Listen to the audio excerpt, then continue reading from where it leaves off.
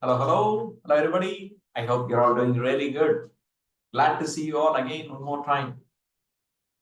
All right, so hi Prisha, you still on the call? You okay? Hi, I'm good, thank you. Very good. Thank you. Thanks for accepting our offer and thanks for spending time with us. I think we can take it from here. So once again, thanks Prisha. Thanks for on your busy schedule. Thanks for giving this opportunity to present with us to share all the vital information. So idea here, we do have quite a lot of GCSE students who have completed just GCSE and waiting for to take on A levels. Um, there are lots and lots of questions. When do we need to prepare? What to do? What not to do? What's the best way to prepare ourselves to present ourselves in front of uni? What are the things that we should focus on from now on? Are we going to enjoy the summer holidays or no enjoyment at all? I'm sure you can show a light on that pathway. So what I'm going to do, I'll leave it to you. I'm happy for you to talk through, your challenges, your journey, your. I'm sure you have achieved quite a lot. You come from a very, you've built up all your things over a period of time. So I'm happy for you to, walk through. So that's information, what we are looking for. Um, and then in the meanwhile, I request everybody to send me all your questions to myself. I think Prisha and we has got a lot of other meetings. So I just want to make use of Prisha's time very, in a perfect manner. So whenever you have got any questions on anything, just send it to me. So once Prisha has done all her presentation, then I will ask one or two questions based on that. So that we can make use of the time in a very useful manner. Okay, so I'll leave it to you, Risha. Thank you. You can take Okay, it from thank here. I'll just share my screen.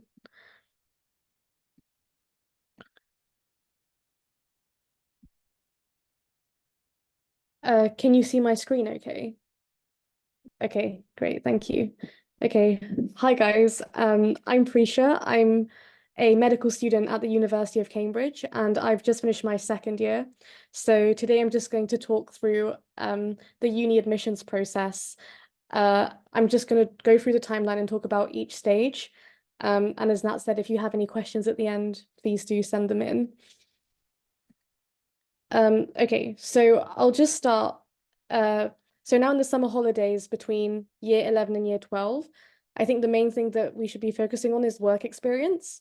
So medical schools really like this because it's really important to show that you have a realistic insight into medicine. Um, Ideally, you could get work experience in a hospital, but this may not always be possible. So when I applied during COVID times, I couldn't get any in a hospital. But that's okay. There are a lot of different types of work experience that count. So, for example, some virtual work experiences. Some examples here are the Brighton and Sussex Medical School and Medic Mentor. They do really nice patient cases over Zoom. So I'd really recommend those. Those are some of the ones that I did.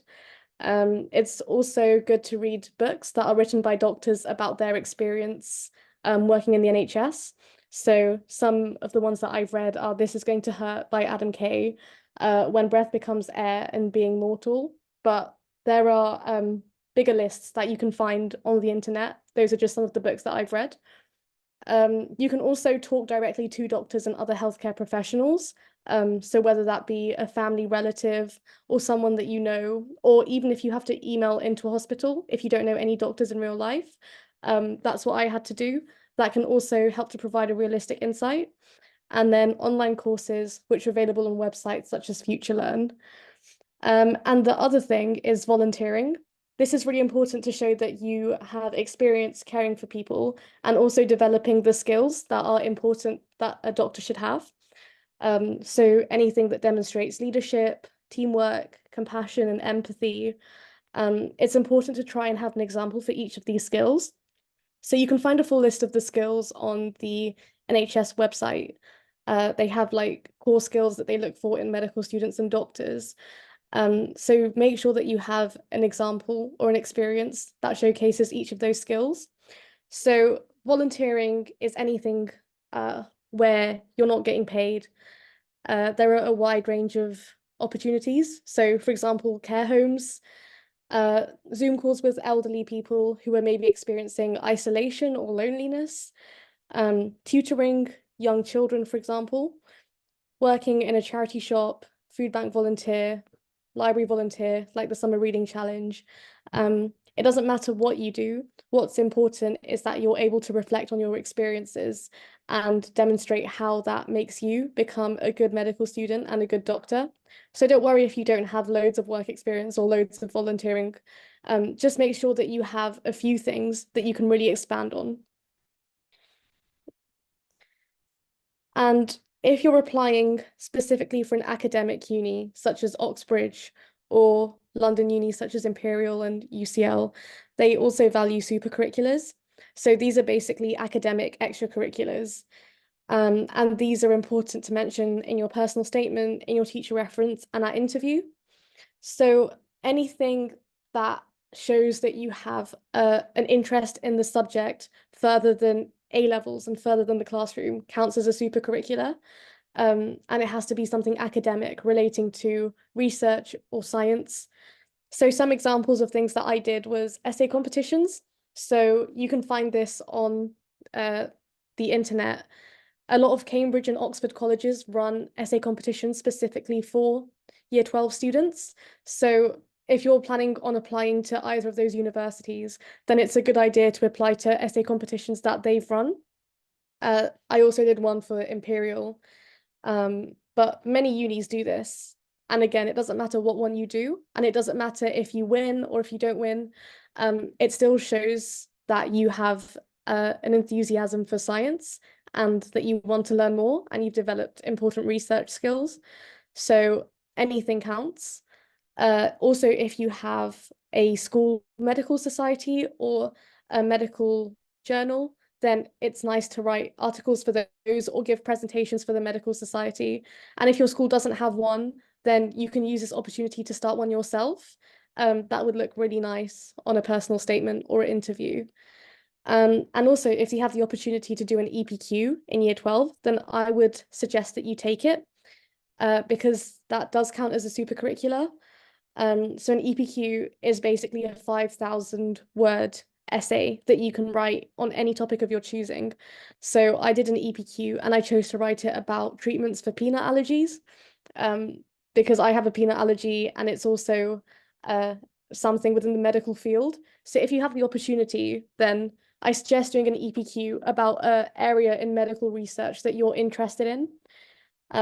So that again shows evidence that you can research topics and you're able to form a coherent argument as well. So that's a really nice thing to put in your personal statement or an interview. But if your school doesn't have the opportunity to do an EPQ or you can't do it because of time management, then that's okay. Just try to do a few essay competitions or join the medical societies. So in the summer holiday between year 12 and 13, you'll also have to sit the UCAT, which is one of the medical admissions tests.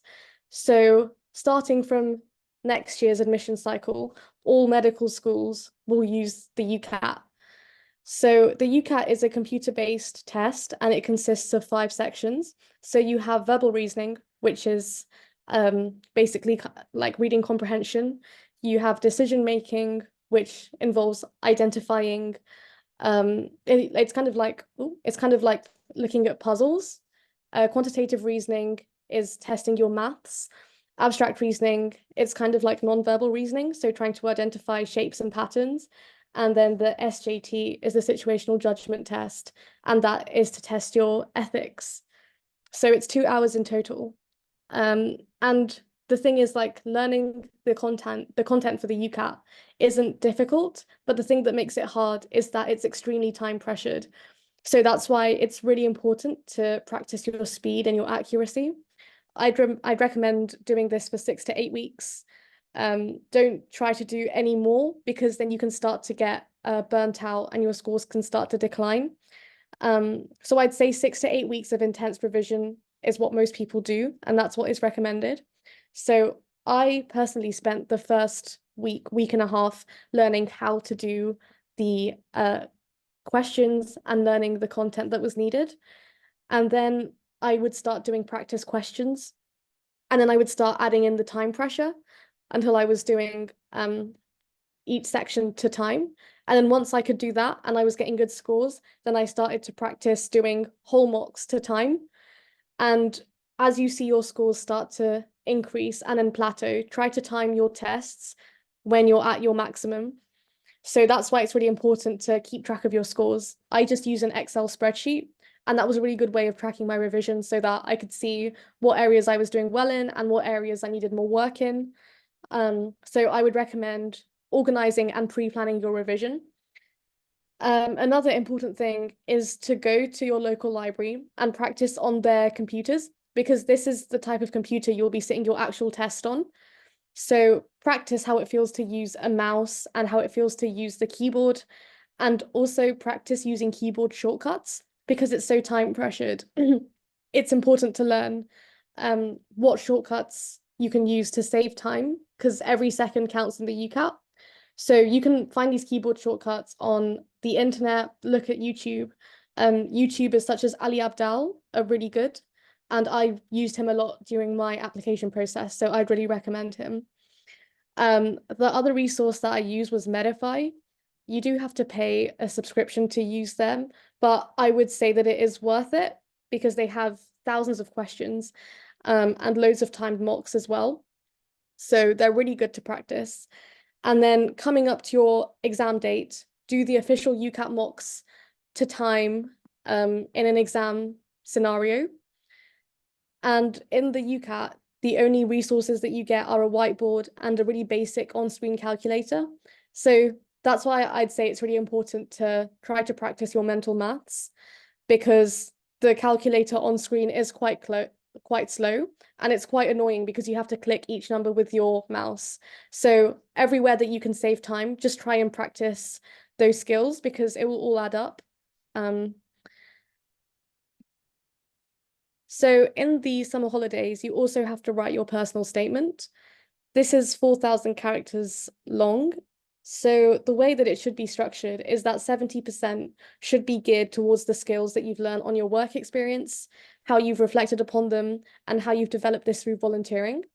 So as we talked about previously, don't necessarily name drop everything that you've done. Choose maybe 3 to 4 key activities that you have and try to expand as many different skills that you've developed from those as possible.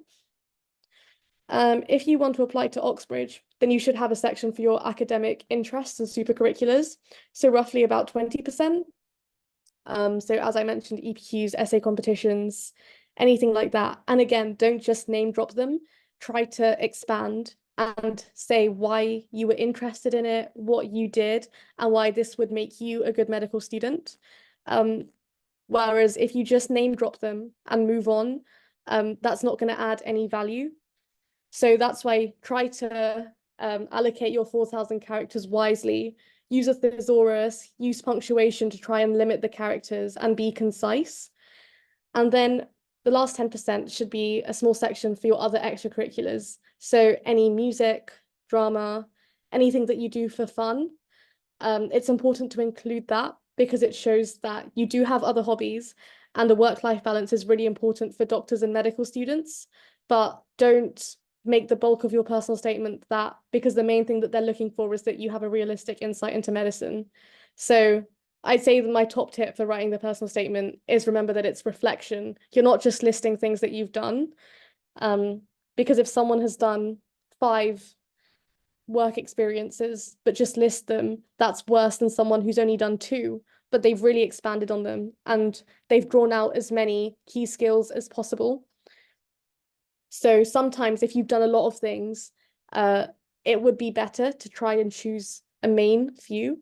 It's all about picking and choosing. Don't try to put everything that you've done in it. Otherwise, that would be a waste of characters.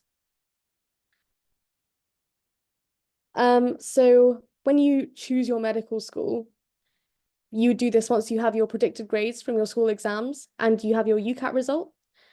So some important things to consider are the selection criteria and choose schools that play to your strengths. So if you've got really good GCSEs and really good predicted grades, then apply to a medical school that emphasizes those things more. Whereas if you have a good UCAT, then try to choose those things. If you're good at interviews, then choose a school that places heavy weight on the interview. So the thing about BMAT is now not relevant because the BMAT is scrapped. So previously BMAT unis such as Oxbridge, UCL, Imperial, Leeds, they all now use the UCAT. So there's only one admissions test that you have to sit. So don't worry if it's BMAT or not, because they all use the UCAT now. Another thing to consider is the teaching style. So a lot of medical schools use problem-based learning, or PBL, for example, Barts, Manchester, and Sheffield. And this basically involves small group problem-solving skills where you're given a problem and you're given a week to go and research the answers yourself. So it's very self-directed learning. So if you're quite an independent worker, then that could be good for you. And then there's more traditional courses such as Oxford and Cambridge. So this is when you have a preclinical clinical course split. So in the first 3 years, you'll have no hands-on placements. You'll just be learning about the pure science. And in the last 3 years, that will be purely placements and clinical. So if you want hands-on experience from day one, then Oxford and Cambridge aren't the ones to apply to, because you only really get clinical exposure from the 4th year onwards. And most medical schools now use the integrated teaching style. So UCL, King's, and Imperial. This is where they integrate the traditional course, but they introduce the clinical exposure from an earlier year. So if you still have that passion for science, but you also want a hands-on course, then an integrated course is really good as well. So to find out what type of uni suits you, I'd recommend going to as many open days as you can. If you've just finished year 11, then now's a great time to start thinking about this. Talk to current students, ask them your questions, and visit the university websites, because the websites will have all the requirements and all of their selection criteria on them. So make sure to have a good look at those and apply to unis that suit you and suit your strengths. Also note that you can only choose to apply to 4 medical schools. Your 5th option has to be something that's non-medicine. So because you can only have 4 medicine places, it's really important to be tactical with your choices. So personally, I would say apply to maybe 1 or 2 unis that are your dream unis that you'd really love to go to them. Apply to a uni that maybe is a bit more practical, and then apply to a uni that's your safety. So something that has quite low grade requirements, just in case things don't go your way, at least you have a safety option to fall back on, because the medical application process is long and it's hard. And just make sure to have a backup plan if things don't necessarily go your way, because it's better to have 1 medical offer than no offers at all. So just bear that in mind. And getting an offer from a medical school, any medical school, is really impressive in itself. So don't worry about prestige or anything like that, because when you graduate from medicine, the degree that you get is valued exactly the same as any uni. And when you graduate, everyone's guaranteed a job in the NHS. So what uni you go to doesn't really give any practical benefits. It's more personal. So choose something that suits you. So now you have to submit all your details through UCAS. The early UCAS deadline is around the middle of October. So this is around the 15th, but double check this with your school. And this is where you have to submit your personal statement, your personal details, your university choices, and your predicted grades. And your teachers will write you an academic reference. So I'd say this is something that a lot of students don't really capitalize on, but I'd recommend talking to the teacher who's writing your academic reference. And if there are some things that you have not been able to fit on your personal statement, then talk to your teacher and ask them to mention it in their academic reference, because universities still read this. And if you don't have enough characters in your personal statement, but there's something that you did that maybe wasn't as important as the other things that you did, but you still want the uni to know, then this is the perfect place to put it in. So I talked to my teacher and asked them to mention things like Olympiads, like essay competitions, and any other sort of like academic competitions that I couldn't put in my personal statement. And for example, with Olympiads, there's not much that you can reflect upon those. So rather than name dropping it in your personal statement, put it in your teacher reference. So again, BMAT, it's no longer used, so don't worry about it. So once you've submitted your UCAS, you will start hearing back from medical schools with interview offers. So medical school interviews range from about November to March, so quite a long time. Oxford and Cambridge will conduct all of their interviews in late November/early December before the Christmas holidays. And all the other medical schools will release their interviews in batches, and they can space them out anytime from November to March. So different medical schools will conduct their interviews in different styles. So it's important to know what style your university uses so you can prepare in that way. And also, you might be better at one type of interview style than another. So maybe you could choose a university that uses that style. So most medical schools use MMIs, which are multiple mini interviews. These are 5 to 10 minute stations that assess different aspects. So skills, motivation for medicine, ethics, volunteering. So this, on each station, you'll have a different interviewer. So this type of interview is quite fast-paced, but it's quite good because each station is a chance to start over fresh. So if you make a mistake on one station, it's fine because the next station you'll have a new interviewer, and you can start over. So most medical schools use this. Oxford, Cambridge, and UCL still use a traditional panel style interview. I think UCL might have changed to multiple mini interviews, so just double check on their website. But these are usually 20 to 40 minutes long, and they have 2 to 3 interviewers. So in this type of interview, you have a chance to build a rapport with your interviewer, and they really have a chance to get to know you. And I really like that. All of the medical schools that I applied to were a traditional panel style interview. So Oxbridge do at least 2 interviews, and these are very science focused. So it's really important to revise your A-level knowledge for these. This is very different to other medical schools, which don't really have a focus on science at all. Whereas Oxbridge, they are purely science. They don't care too much about your work experience or your extracurriculars. So I'd say my top tip for these ones are make sure that you know your year 12 content thoroughly, but they will ask you questions that they know you don't know the answer to. So that's why it's really important to show them your problem solving skills and your ability to verbalize your thoughts. So in my interview, I'm pretty sure that I didn't know a single answer, but that's fine because that's what they expect. As long as you are able to say your thought process and say why you think something, then that's exactly what they want to see. They just want to see how teachable you are and how well they fit into their teaching style.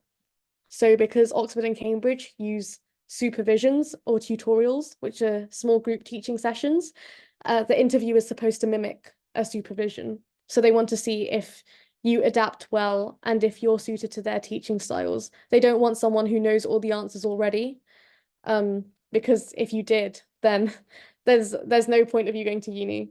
So it's okay. They know that you'll make mistakes. They just want to see how you're able to adapt and overcome.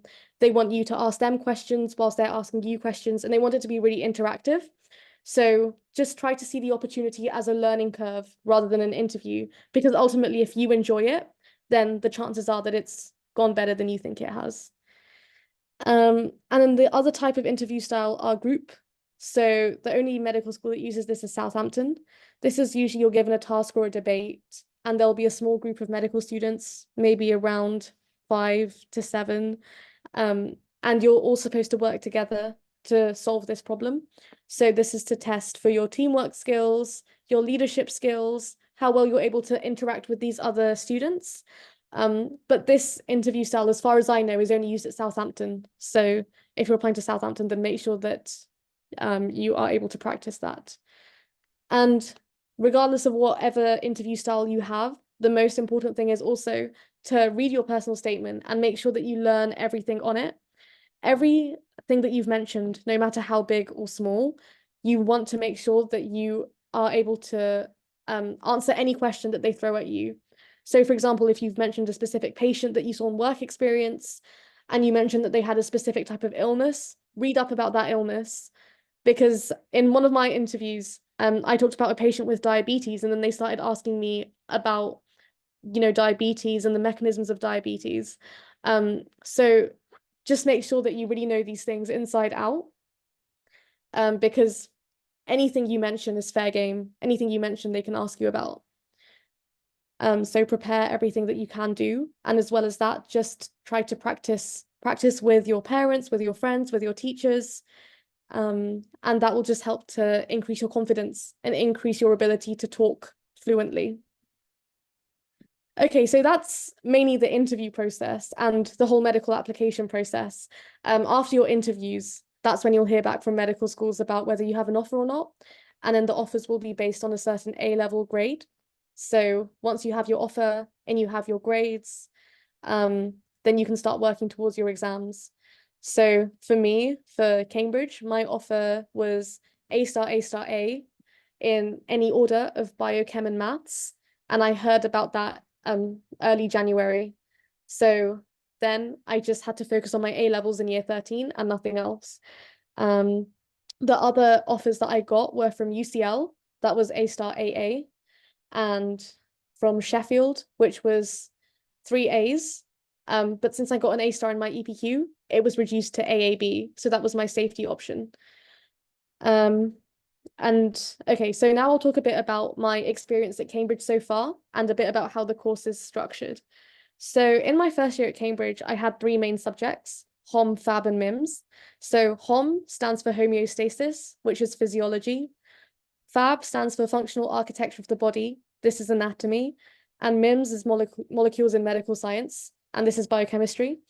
So the way I was taught was through 1 to 2 one-hour lectures each day on a different subject. Each week I also had dissection, and dissection is something that's very unique to Cambridge, and one of the reasons that I chose it. So we actually got to dissect real full body cadavers, and that was such a cool experience and a really good way to learn anatomy. We'd also have one physiology, biochemistry, or histology practical each week. So our histology practicals involved us looking down microscopes and looking at specimens. Biochemistry practicals were a lot of pipetting, and physiology practicals were more physical. So we had to exercise on bikes, or we had to take blood glucose readings from ourselves. But it was all a really good way to learn. And we had 3 supervisions each week. And as I said, supervisions are the main way that Oxford and Cambridge teach. And it's also another reason I specifically applied to Cambridge. These are basically a small group teaching sessions. So there'll be 1 professor or supervisor, and there'll be 2 to 3 students per supervision. So it's a very small, close-knit group. And you'll be discussing the lecture content that week. You'll be discussing any questions that you might have, and the supervisor will be asking you questions about the content. So it's a really good way to consolidate learning. And from each supervision, you'll often set an essay or a multiple choice question. So that meant per week, I had to write between 2 to 3 essays, which is quite a lot, but it's very manageable. And each essay is roughly 1,000 to 1,500 words. But if you've not done an essay subject at A level, don't worry, because they do teach you how to write an essay. Many people who come to Cambridge haven't written a scientific essay before, so they do teach you how to do that. So your supervisions are organised by your college, and if you're applying to Oxford or Cambridge, then do research the different colleges. There are 31 colleges in total in Cambridge, and when you apply on UCAS, you'll have to apply to a specific college, and that college will be the one to process your application and interview you. So I go to Robinson College, and I chose that one because it's the newest college. It's very modern. It's known for being quite relaxed and friendly, and it's medium-sized. So I quite liked to have a group where I knew everyone, but at the same time, it's also quite big, so there's a lot of space. So per year in Robinson College, there's around 100 to 130 students, and there's 10 medical students in Robinson each year. But just have a look at the different college websites and go to open days to decide which college is best suited for you. And each college is equal. So no matter what college you go to, you will learn the exact same things. You'll be examined all together as a year group. You'll go to the same lectures and same practicals. So your college, think of it as where you live, where you eat, where you sleep. The other benefit of the collegiate system is that you get to interact with students from a wide range of subjects, not just medicine. So most of my friends at college are humanities students. And for me, I find that really nice. I learn a lot and I appreciate not being surrounded by medics all the time. So yeah, I'd give it a research, but at the same time, it's not the end of the world because sometimes you might apply to one college and you could be pulled to another college. So you might end up at a different college. But every college is great in its own way. And everyone ends up loving the college that they end up at anyway. So in terms of exams, each subject is assessed via 3 papers. So you have a multiple choice paper, an essay paper, and a practical paper. So you do need to practice how to write essays in timed conditions. It's quite a lot of content to learn, but as I said, it's very doable. Practical paper usually involves identifying histology microscope sections, or it could involve doing maths. And you also have 2 smaller subjects in first year. So SETCHI stands for the social and ethical context of healthcare inequalities. That is basically ethics, and that is assessed via coursework. So you have to write 2 large essays during the year, one of them on the social context of healthcare, one of them on the ethical context of healthcare. And the other subject is FEBP, which is the foundations of evidence-based practice. And that is basically statistical methods in research and learning how to design a really good clinical study. So that's assessed via a 45-minute multiple choice question paper of 15 questions. So it's really important, even though there's a lot of content and the timetable can be quite hectic, that you are able to time manage well. And they encourage you to do other activities outside of your studies. So, join extracurricular clubs, do things that you enjoy as a way to de-stress and relax. That will not only help your mental health, but it will also, keep you happy, help you make new friends, help you stay active. So no matter how hard things get, there's always someone to talk to, and there's always things that you can do to take care of your mental health. So I, for example, play cricket for the university team. That helps to keep me active and I find it really fun. And I'm also part of my college orchestra. I play some table tennis. So there are a lot of opportunities for you to get involved in other than studies. There's also a lot of academic societies. So things like Medical Humanities Society, the Medical Society, surgical societies. So being part of those, you get loads of benefits. You can go to talks by doctors, you can be part of the committee yourself, and develop your leadership skills. So when you come here, it's not only about the work, there is also a lot that you can do to develop outside of work. And then my second year at Cambridge, which I've just finished, is supposedly the hardest out of the 6 years. So I'm very glad that I finished that. There are 5 main subjects.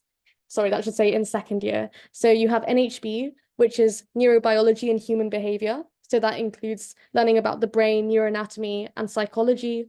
You have MODA, which is the mechanism of drug action. That's pharmacology.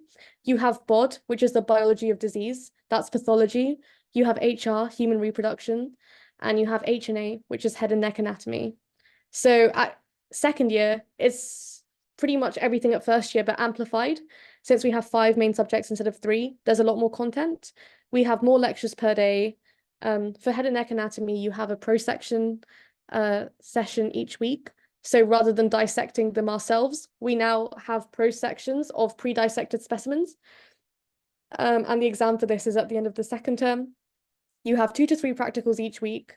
So histology, neuroanatomy, pharmacology, and yeah, like first year, they ramp up. And we have about 3 to 5 supervisions each week, often 1 essay or multiple choice question set per supervision. And again, each essay is assessed via multiple choice questions, essays, and a practical paper. So that meant that my exam season at the end of second year was quite hectic. I think I had to sit 14 exams in total. And head and neck anatomy is only in the first term, and human reproduction is only in the last 2 terms. So I'm now entering my 3rd year at Cambridge, and this is quite different from other medical schools, which usually have a 5-year course. The course at Cambridge is 6 years, and this is because the 3rd year is the intercalated year, and this is compulsory. So in this year, which is the last year of the preclinical course, you get to choose any subject that you want. So this is the subject that you will gain your undergrad BA degree. So at the end of the 6 years, you will gain 2 degrees. You will gain your undergraduate BA degree at 3rd year, and you will gain your medical degree at the end of 6th year. So most medical students choose a biological natural science subject. So something like pathology, pharmacology, neuro, for example.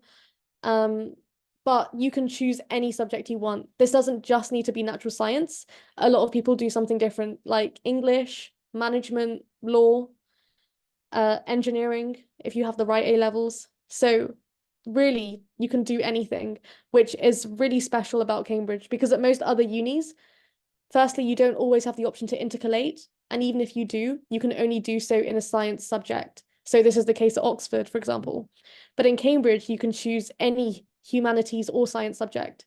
So in my 3rd year, I'll be studying history and philosophy of science. So I'm looking forward to that. It's a really good bridge between STEM and humanities. And I'm excited to be doing something a bit different.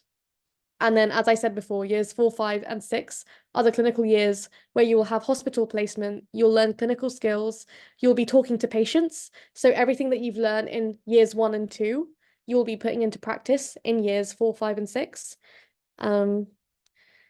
So yeah, I think that's, no, sorry, I still have some FAQs about life at Cambridge. So I'll do my best to answer these. So some advice to prospective applicants. Just remember that this is a marathon, not a sprint. The application process is long. So I think a lot of you are finishing your GCSEs now. So now's the time to start thinking about whether you want to do medicine. And if you do, start trying to look at some work experience, some volunteering experience, and choose your A levels wisely.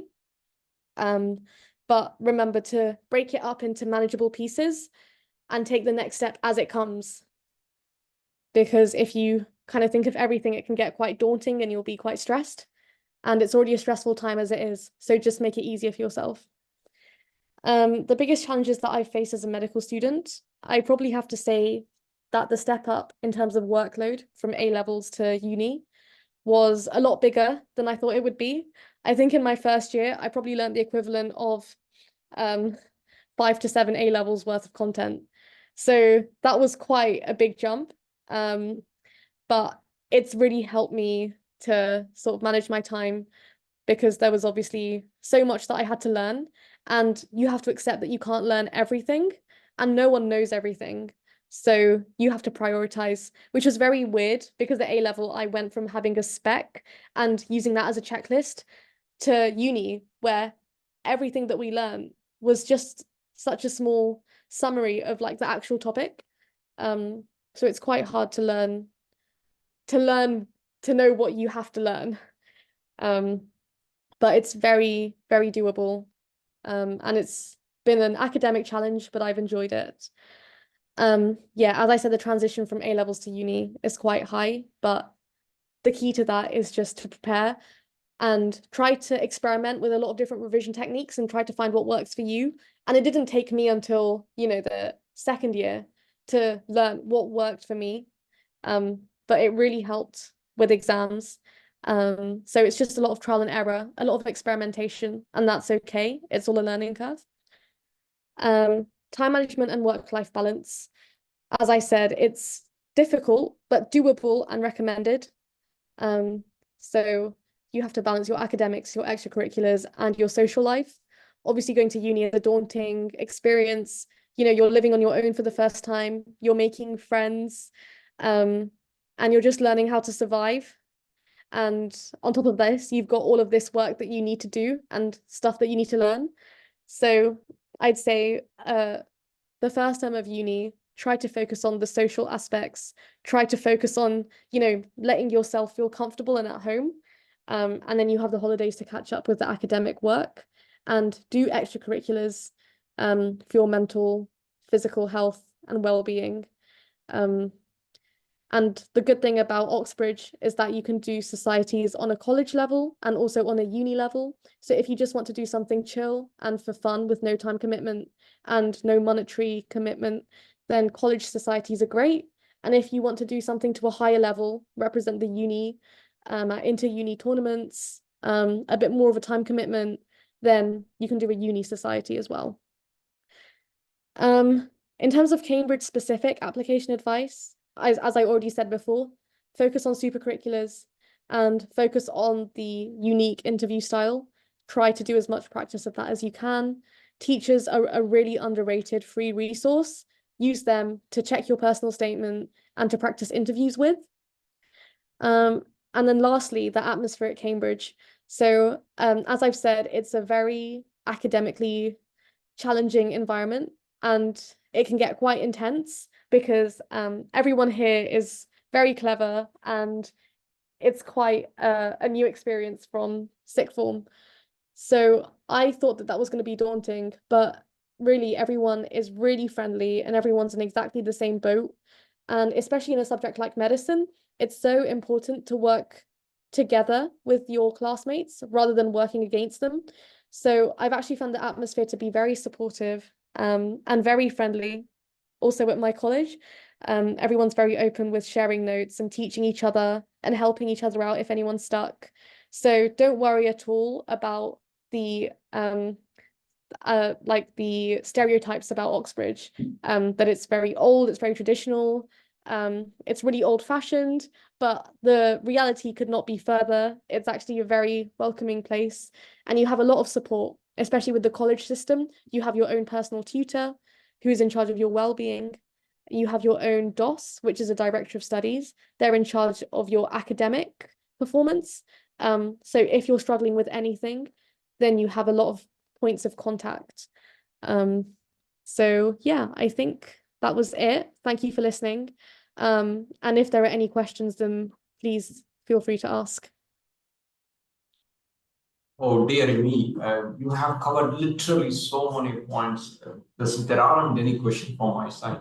You've already covered literally all the questions that I prepared. So thank you. Thanks for all your detailed explanation. Literally started feeling I'm already part of the medical college now. Now I'll just read the question from the students and see if there are. I think almost you have covered everything. So question from Kevin, I think you already gone through about the super curricular activities. Question from Ginika. I think in your explanation, you said we need to start preparing from summer holidays in year 12, 13. How about, should we start now for GCSE? Should we start leveraging year 11? Is that the year 11 summer holidays, like GCSE to year 11? Is it too early, or do you recommend, or you want to, you say no, or you say this is an advantage? What's your advice? So I'd say that if you're starting to think about this from year 11 summer holidays, then that's great. It's definitely worth thinking about, firstly, whether you want to do medicine. A good way to find that out is, as I said, talk to doctors, do work experience. So it's definitely worth doing that if you can. However, if you do not have any work experience, don't stress, because I'd say the main time that you do that is throughout year 12 and in the summer holidays between year 12 and 13. So I'd say the main thing is if you're in year 11 now, then try to contact work experience organizations and organize your work experience for year 12 or the year 12 summer holidays. Don't leave it last minute, because then it can be very difficult to find. So just try to organize that in advance if you can. But again, it's completely up to you. The main thing is that you've done your GCSEs now, so take a bit of a break, because these next 2 years are going to be stressful. So just relax while you can. The other important thing that you should be doing now is thinking about your A-level subjects. So if you're going to do medicine, I would say chemistry is a must. Biology is highly recommended, but I would also probably say it's a must. And then it depends on your third subject. So if you want to apply to Oxbridge, I would recommend having a STEM third subject. So maths, physics, further maths. However, if you're not fussed about Oxbridge and you want to apply to any other medical school, then choose a third subject that you really enjoy and that you think you'll do well in, because it's not important. Most unis only require biology and chemistry. Oxbridge usually require biochem and either maths or physics. And I would also say that if you have the option to take 4 A-levels, do it. So I did biology, chemistry, maths, and economics and EPQ. Because if you do 4 subjects in year 12, and if you find that you're struggling, you always have the option to drop a subject. But if you're able to continue with 4 subjects, that can show to universities that you're a hardworking student, you're able to take on more than the minimum, especially for Oxbridge. But it's definitely only if you can. I'd say the most important thing to focus on is getting good grades in 3 subjects and doing a 4th if you think you're able. So if you start off by doing 4, you always have the option to drop. But if you start off doing 3, then you're stuck with 3. So take 4 and then you can drop 1 if you're not coping. But yeah, as I said, I'd recommend doing an EPQ as well. But now's the time to start having a look at university websites, make a document, make a spreadsheet about their entry requirements, and then choose your A-levels according to which unis you want to apply to and which A-levels you'll think you'll be good at. Oh, thank you. Thanks a lot. If while answering that question, you have also answered other question as well. So this is another question from Kritika. I think this is a kind of an abstract of whatever you have explained so far, but still I'll walk through. So you might have put a different answer for this. Everybody working hard. The competition is growing literally every year that I can see. Earlier is only a couple of students. Now it's like almost every school, everybody is working really, really hard, getting A star. It's kind of becomes this normal. And nowadays we do have a support available. So like if you ask me 3 years before, 5 years before, getting a support is a little difficult. How do you prepare personal statements? Not many people know. Very few school teachers can give the pointers. Nowadays we have got a strong network of people like you are happy to share your thoughts and ideas so that someone can start to visualize from the early years. So still competition is growing every day, but only very few people get into the bottom and to the top and to achieve. Yes, I got a placement in Cambridge. And so what is the thing that made you as a special? Yes, I did this. I stand out from other people. Is there anything? I know it is very difficult question to answer, but I thought I would still walk through Pritika's question to see do you have any specific thing to say about it. Yeah. It's difficult to say because, but I would say don't focus on standing out. There are a couple of points you have to hit, and if you hit those points, you're very likely to get an offer from a medical school. So, as I said, the most important is your work experience. Make sure that you have it. Without work experience, it's unlikely that you'll get an offer. They want to see that you have a realistic insight. Make sure you have volunteering. Honestly, for Oxbridge, I think having choose something that you're passionate about, whatever that is. Just make sure that you're passionate about it. So it's not what you do that's important, it's what you've learned. So, for example, if you've done like an EPQ or an essay competition, it's not the fact that you've done that specific thing that's important.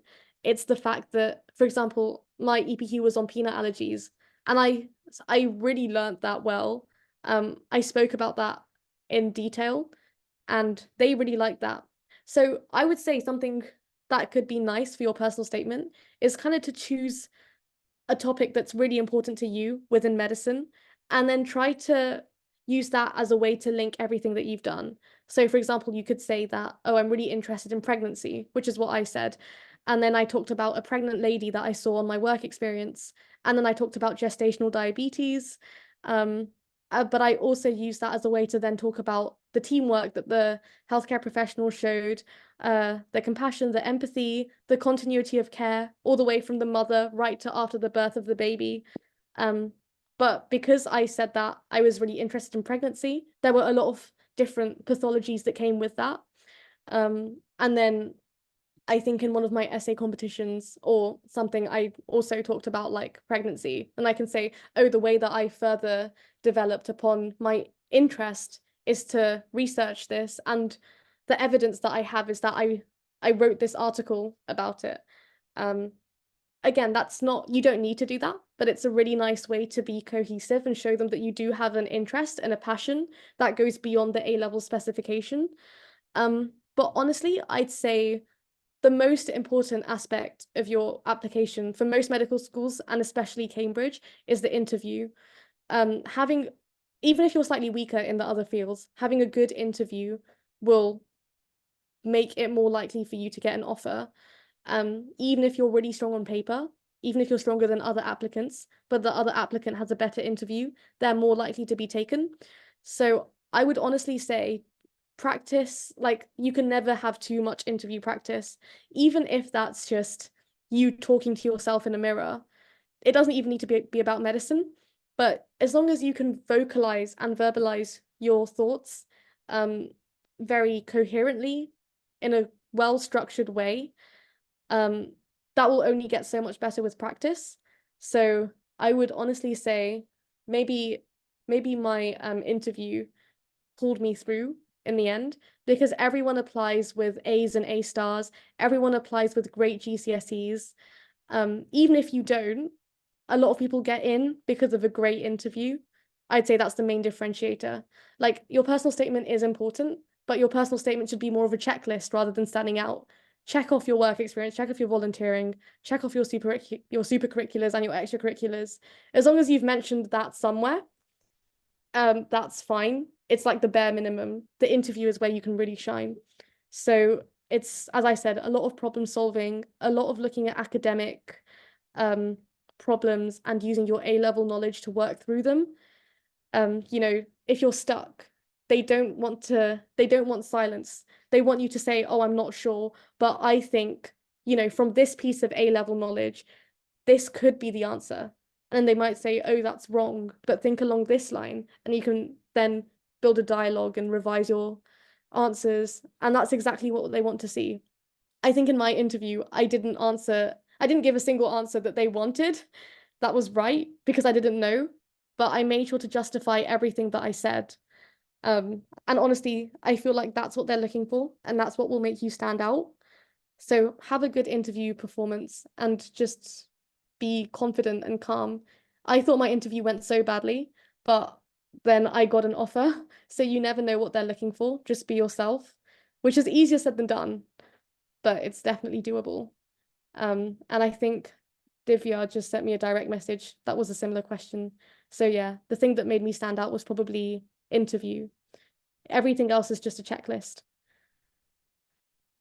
No, thank you. I think I take it as an integrity. I think that's what they are looking for.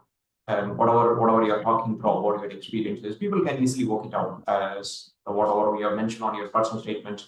Is that correlating with what you are saying? So they will be able to connect all the dots. Is there any integrity on what you are saying? So that's Exactly. whatever you did, whatever you like it by heart. So you put it on that, you will be able to explain anytime. You don't need to cover up. Yeah, brilliant. Thank you. Is there any specific revision websites? Anything else would you recommend for GCSE or A-level? You know, focus towards on a step-by-step approach that you can come back. Anything else from your side? So in terms of revision and even admissions generally, YouTube is such an underrated free resource. There are a lot of YouTube channels out there that are really helpful and completely free. So as I said, for medicine applications, I watched Ali Abdal. He is an ex-Cambridge medical student and he's very good. And honestly, a lot of student YouTubers were very good and a good way to gain insight about the university as well. So if you're considering a university, watch YouTubers that go to that university and look at their daily life. I also, for A-level, I used different YouTubers for different subjects. So for chemistry, I used this guy called Allery Chemistry. He was very good. For economics, I used Econ Plus Style. And I think for biology, I used oh, I don't know. There was quite a lot of different YouTube channels, but honestly, if you just search it up, then there's a lot of helpful stuff on YouTube. I also use the CGP revision guides for GCSEs and A levels. I think by the end, they were what I exclusively used. I just made flashcards from them, and I used the official past papers and the official mark schemes. Just make sure that you learn the mark schemes really well because they repeat questions every year. And if you learn the specific marking points and the specific words, then that's so important. Exam technique is probably more important than what you learn because you could know everything, but if you don't include those keywords, you're not going to get the mark. So make sure to look at examiners' reports and look at the mark schemes and learn the mark schemes very well. Yeah, I think that's what I can remember so far. Yeah, sure. Thank you. So should we, regarding the work experience, this is a question from Shibraman Alahapan. Should we start looking at our work experience a little later in A level, or should we start looking even during GCSE or even before GCSE? Does it really matter when are we doing, or is it early the better, or should we wait to do later? What is your kind of advice regarding either physical work experience or virtual work experience? Yeah, honestly, I would say before year 11, don't worry about it. Do your GCSEs. That's what's important. And after you've done your GCSEs, that summer after year 11 is when you should start thinking about work experience. And at that point, the earlier the better. But I'd say, year 11 and prior is probably a bit too early. Don't worry about that. So I'd say the summer after year 11 is when you should start thinking of it. And honestly, if you can organize work experience then that will really take the pressure off in year 12. So maybe what you could do is start looking and start organizing. And even if you do some work experience in that holiday, that's great because that only means that later on you don't need to worry as much because you know that you have something in the bag. But at the same time, if you don't get work experience after you're 11, maybe because you're too young, which is what is the case a lot of the time, then don't worry about it because most people do their work experience in year 12, throughout year 12, and also in the summer holidays after year 12. But the summer holidays after year 12 can be quite stressful because of personal statement, UCAS. So try to get your work experience done before year 13 for sure. So yeah, I'd say the summer holidays after year 11, you should start looking at work experience. Yeah, but not before. Yeah, sure. Thank you. This is a question from the, I think you have already answered this question, but still I would like to run through to see whether you have got any other specific point. And this is the same question I have got in my mind as well.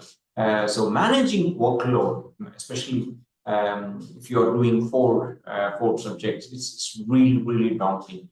And especially when you're preparing and pushing yourself towards Oxbridge, then obviously you don't want to compromise anything. You don't have the fear of it's okay, I can drop. None, obviously your dreams are shattered, so you'll be keep on pushing to excel at all the four subjects. So how do you handle that the mental pressure? What did you do to keep up? Obviously, practicing a GCSE itself, it's like it's a lot of pressure need to be balanced out and everything. Now, doing it at the A level, that is definitely a way forward. It's quite a lot of to catch up and also to making sure to win in the competition. So, what was your way of de-stressing and still to do excel at all the four subjects?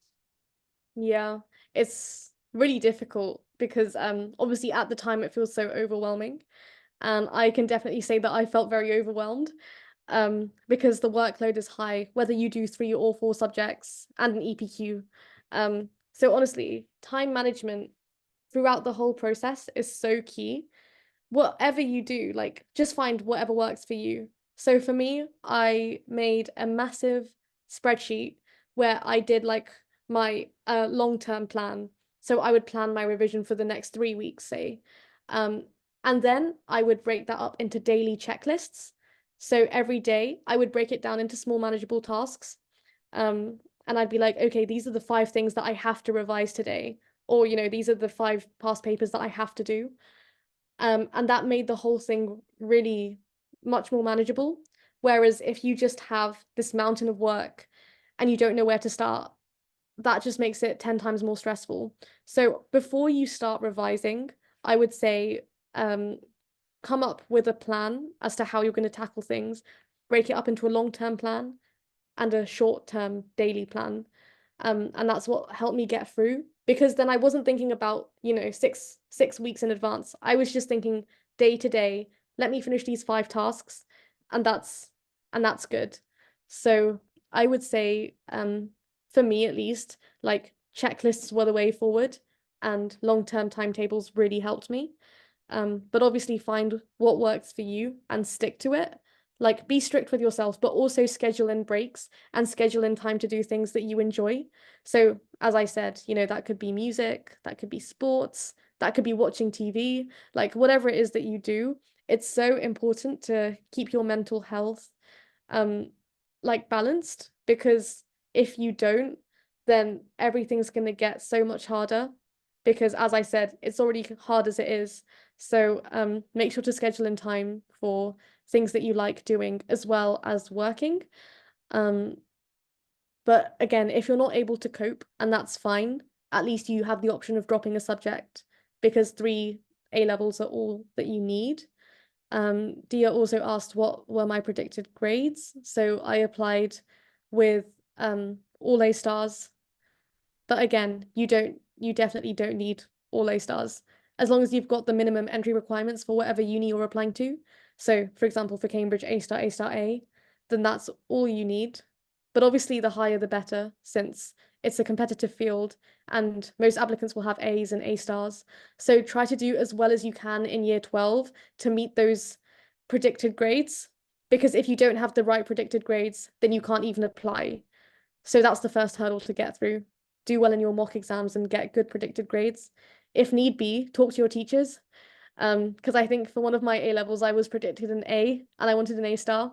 So talk to your teachers and explain to them why you need this, and for Cambridge, why it's so important. And it should be completely fine. So yeah. Okay, thank you. I think the other questions you already answered, most of all the other questions also have been covered earlier. I don't think I have any more questions, and also I'm thinking about the timing. We are running short of time now. Okay, I think you did mention you have another call to jump in, but once again, just want to take this opportunity to say a big thank you. Thanks for sharing all your information. It's all very tightly packed. You have got quite a extended information. You have delivered the information in a very appropriate manner, and you taking through the journey. And I mean, personally, I felt I'm taking through the journey on each and every stage, and you explain all your personal experiences, your personal achievements with the challenges, the mental stress, and your experience of the interview and everything, explaining more in detail manner. Thank you. Thanks a lot. Thanks for your time. Thanks for having me. Thanks. No problem. Thank you. Thanks a lot. Take care, everyone. Yes. Bye.